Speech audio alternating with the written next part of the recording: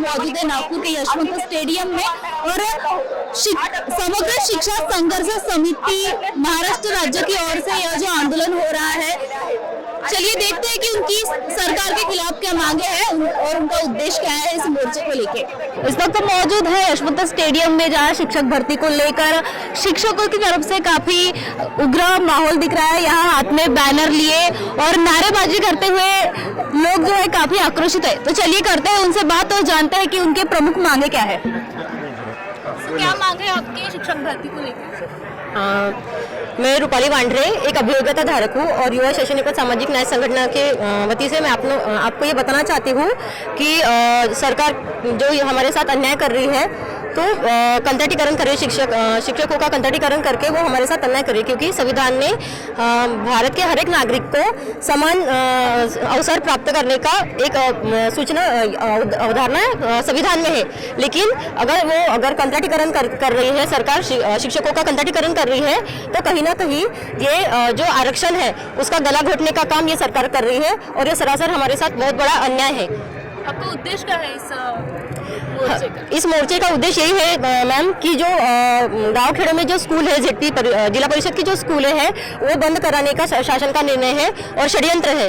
तो हम यही चाहते हैं कि हमें हमारी नौकरी चाहिए, हमें उस स्कूल पर हमें टीटी और सीटी पास हुए हैं और हमें अब बस स्कूल में ज्वाइनिंग चाहिए और उसके लिए हम पात्र भी है। लेकिन सरकार जो है किसी भी जिला परिषद के स्कूल में जहाँ पे 20 से कम बच्चे हैं वहाँ पर कोई भी शिक्षक देना नहीं चाहते, क्योंकि उनका साफ साफ कहना है कि ऐसे स्कूलों में 20 बच्चों के लिए हमें शिक्षक उपलब्ध कराना हमें पुराता नहीं है, उनकी सैलरी देना हमें पुराता नहीं है, ऐसा मंत्री जी का कहना है। लेकिन मेरा सवाल है मंत्री जी आपसे, आप जिस पद पर बैठे हैं आप बोल रहे हैं कि हमें पुराता नहीं, लेकिन आपको हमने जिस पद पर बिठाया है आपको बच्चों का, इस शिक्षकों का, शिक्षित बेरोजगारों का सवाल जो है, जो प्रॉब्लम्स है वो सॉल्व करने के लिए हमने आपको वहाँ पे बिठा है, ना कि झूठे मूठे कारण देने के लिए हमने वहाँ पे बिठा है। आपका कर्तव्य बनता है कि हमें आप रोजगार दे, हमें वो अधिकार है, संविधान ने हमें वो अधिकार दिया है कि हर एक नागरिक को समान संधि मिले, रोजगार की समान संधि मिले और बच्चों को भी उनका शिक्षण जो है वो मूलभूत जो अधिकार है उनका शिक्षा का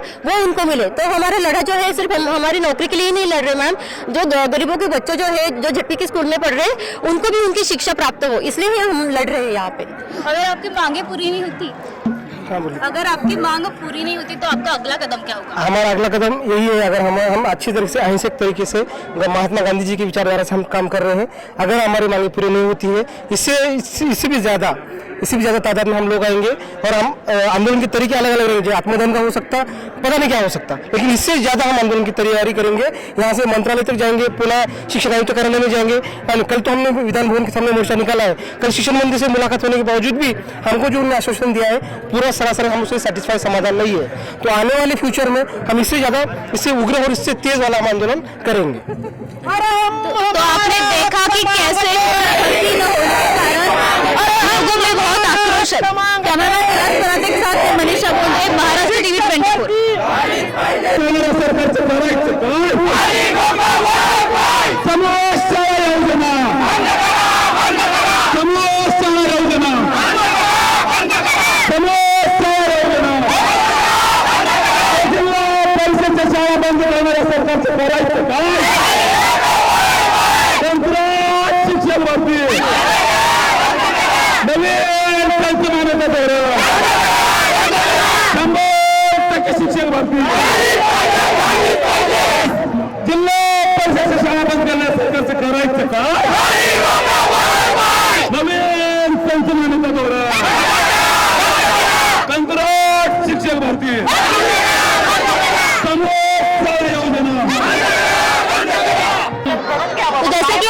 कि समग्र शिक्षा संघर्ष समिति महाराष्ट्र राज्य इनकी प्रमुख मांगे क्या थी सरकार से और इनका सरकार के प्रति क्या उद्देश्य था? कैमरामैन विलास कराते के साथ में मनीषा बोंद्रे, महाराष्ट्र टीवी 24। हे আপনার হনক কামত লগাওক, আজই কল করক 1-800-313-1212 লো।